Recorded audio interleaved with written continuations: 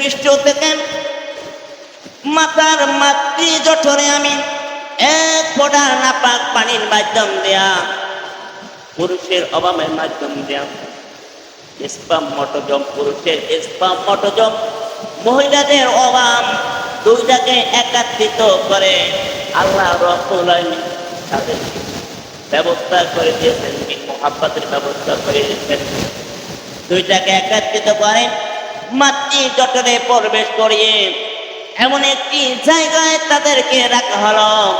আল্লাহ রাব্বুল আলামিন কুরআন কারীমের মধ্যে বললেন, ফি কারারিন মাকিন।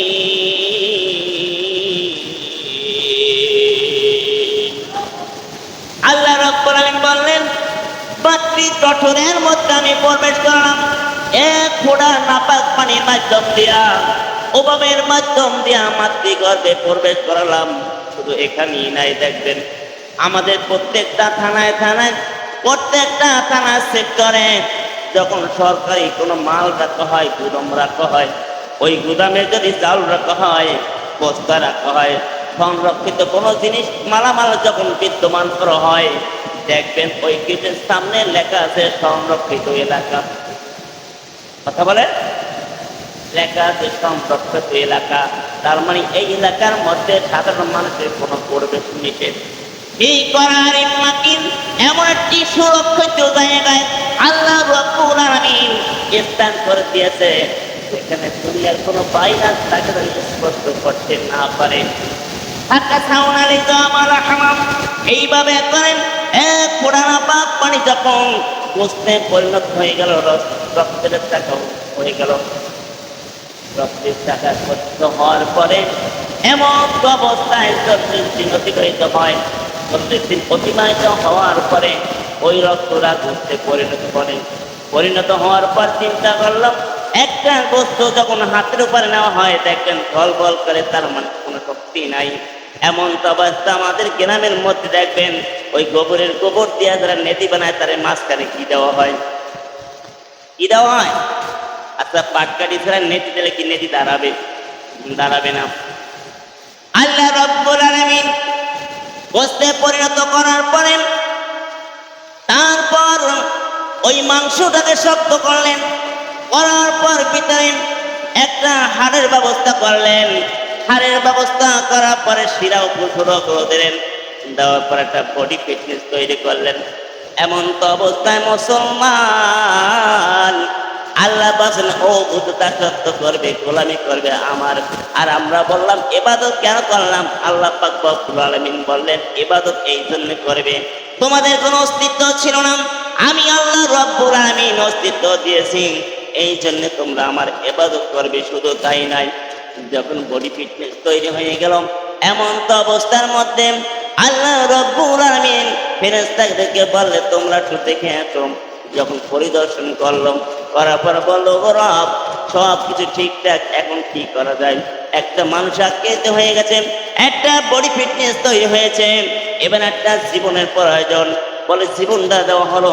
জীবন দেওয়ার পর তার একটা মানুষ যদি গাছ রোপণ করা হয়, ওই গাছের গোড়া যদি পানি না দেয়, বলেন তো গাছটা কি বাঁচবে? কথা বলেন, গাছটা বাঁচবে না। এমন তো অবস্থায় বডি ফিটনেস তৈরি হলো। তৈরি হওয়ার পরে এই গাছটা বাঁচানোর জন্য যে রকমের পানি দরকার, এই বডি ফিটনেসের মধ্যে যখন জীবন দান করলেন, করার পরে মানুষকে বাঁচতে হবে, খাদ্যের প্রয়োজন আছে না নাই? এবার বললে কি খাদ্য দেওয়া যায়? আল্লাহ রাব্বুল আলামিন মায়ের ঋতুকে বন্ধ করেন, তার নাভির সাথে মাসিক বন্ধ করেন, নাভির সাথে নাভি জড়িয়ে দিয়ে আল্লাহ রাব্বুল আলামিন তিল তিল করে বড় করলেন। সরে বলেন সুবহানাল্লাহ। প্রশ্ন হলো, পৃথিবীর বুকে আগমন করার পরে আমরা মুখ দিয়া যা জোহার করি, কিন্তু আল্লাহ রাব্বুল আলামিন কেন নাভির সাথে নাভি জড়িয়ে দিলেন? দেওয়ার কারণ একটাই, আল্লাহ রাব্বুল আলামিন বললেন, দুনিয়ার মানুষ, তোমরা যখন দুনিয়ার মধ্যে আগমন করবেন আর আমার মহাগ্রন্থ কুরআনুল কারীমের আলোচনা হবে, এই আলোচনাগুলো তোমরা শুনবে, শোনার পর যথাযথ আমল করবেন, আমার শুকরিয়া করবে। কাইফা তাকফুরুন, শুকরিয়া করবে, আমি আল্লাহ রব্বুল আলামিন নিয়ামত বৃদ্ধি করে দেব। আমার সাথে কুফরি করবে না। দুনিয়ার মুখে পাঠালাম এই জন্যে পবিত্র কোরআন তোমরা তেলাওয়াত করবে, ভালো ভালো কথা বলবে। কিন্তু যদি তোমার মুখটা অপবিত্র হয় তাহলে এই কথাটা ওই কোরআনের মুখে মানাবে না। এই জন্যে মুখটাকে পবিত্র রেখে আমি মায়ের মাসিককে ঋতুকে বন্ধ করে নাবির সাথে নাবি জড়িয়ে দিয়ে তিল তিল করে আমি আল্লাহ বড় করে দিলাম। এবার আল্লাহ রাব্বুল আলামিন সুম্মা নুখরিজুকুম তিফলা, কোরআনের আয়াত। এবার বলল যখন কি সমস্যা, এবার বলে তিফলা, এবার বলো তুলে আগমন করবে। দেখবেন একটা মা যখন গাইনি ডাক্তারের কাছে যায়, বাচ্চা ডেলিভার হওয়ার পূর্ব মুহূর্তে ওই মাথাটা কিন্তু উপরের দিকে থাকে। কোন দিকে? মাথাটা থেকে উপরের দিকে। উপরের দিক থেকে আস্তে আস্তে আস্তে আস্তে করে গাইনি ডাক্তার ওইটা জরায়ুর নিচে নিয়ে আসে, যাতে করে ওখান থেকে ডেলিভারি করতে সুবিধা হয়। অনেক সময় নর্মালে হয়, অনেক সময় নর্মালে হয় না, সিজার করতে হয়। কিন্তু আল্লাহ রাব্বুল আলামিন বলে সুম্মা নুখরিজুকুম তিফলা,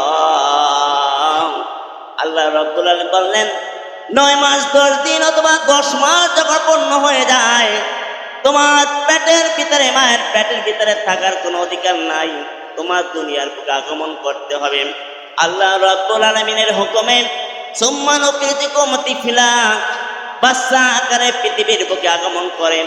আগমন করার পরে দেখবেন ওই বাচ্চাটা কি খাবে, কি করবে, মা বাবার চিন্তায় মাথা হেড হয়ে যায়। এমন তো অবস্থায় ডাক্তারের কাছে পরামর্শ নেয়। ডাক্তারের কাছে গিয়ে বলেন, ও ডাক্তার সাহেব, আমার সন্তান ভূমিষ্ঠ হয়েছে, কিছু খায় না, কি করা যায়? এমন তো অবস্থায় খাদ্যের প্রয়োজন। আল্লাহ রাব্বুল আলামিন ডাক দিয়ে বলেন, ও দুনিয়ার মানুষ, তোমরা একটু চিন্তা করে দেখো, তুমি দুনিয়ার বুকে আগমন করার পূর্ব মুহূর্তে আমি আল্লাহ রাব্বুল আলামিন 1 নয় 2 নয় 6টি মাস পূর্বে তোমার মায়ের বুকের উপরে তোমার খাদ্য আমি আল্লাহ রিজার্ভ করে রেখে দিয়েছি। অনেক সময় দেখবেন আমাদের সমাজে মা বোনেরা সন্তানকে বুকের দুধ খাওয়ায় না, কারণ বুকের দুধ না খাওয়ার কারণ হলো মার শরীরটা ভেঙে যাবে, চেহারাটা ভেঙে যাবে, অথবা চেহারা খারাপ হবে। এই জন্য তারা ডাক্তারের সাজেশন নিয়ে ভালো ভালো ল্যাকটোজেন, অনল্যাকটোজেন এই ধরনের দুধ খাওয়ায়, কথা বলেন, খাওয়ায় কি খাওয়ায় না? কিন্তু আল্লাহ রাব্বুল আলামিন বলে তাহলে শোনেন, এমন তো অবস্থায় সন্তান যখন কান্নায় ভেঙে পড়ে যায়, আল্লাহ পাক রব্বুল আলামিন কুরআন কারীমের মধ্যে বললেন, যখন ভেঙে পড়ে যায়, মা সহ্য করতে পারে না, হাজারো কাজের মাধ্যম দিয়া মা ছুটি এসে সন্তানকে ধরেন। তাফসীরের মধ্যে পাওয়া গেল, একটা মানুষ যখন মায়ের গর্ভে থাকে, মায়ের গর্ভে থাকা অবস্থার মধ্যে 1 নয় 2 নয় 4,500-এর উপরে লাথি মারা হয়। তার মধ্যে গুরুত্বপূর্ণ 3টা লাথি আছে, সেই লাথিগুলো মা সহ্য করতে পারে না, মা দাঁড়িয়ে যায়। এমন তো অবস্থায় সন্তান লাথি মারে, লাথি মারার সাথে মা দেখবেন বুকে হাত দিয়ে নিঃশ্বাস বন্ধ করে আস্তে করে জমিনে বসে যায়। আবার বলবো আল্লাহ সহ্য করার তৌফিক দাও।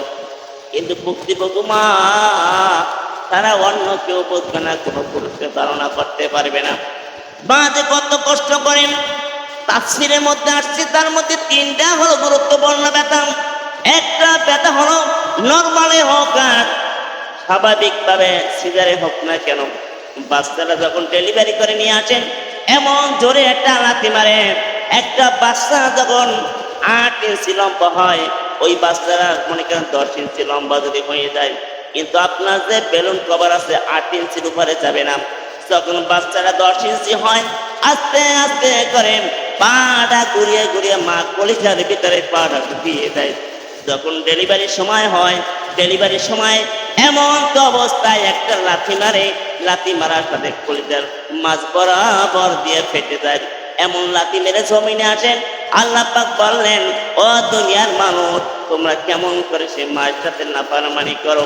সন্তান যখন বিদেশে থাকেন অথবা সন্তান যখন বিপদে থাকে, পিতা বুঝতে পারে না, ভাই বোন বুঝতে পারে না, কিন্তু কেউ না জানিলে আগে জানে মা। তার মানে হলো আল্লাহ রাব্বুল আলামিন বললেন, ওই যে ৪৫০০ লাথি মারছে তার মধ্যে গুরুত্বপূর্ণ একটা লাথি, যেই লাথিটা কলিজা ছিদ্র হয়ে ফাঁকা হয়ে যায়।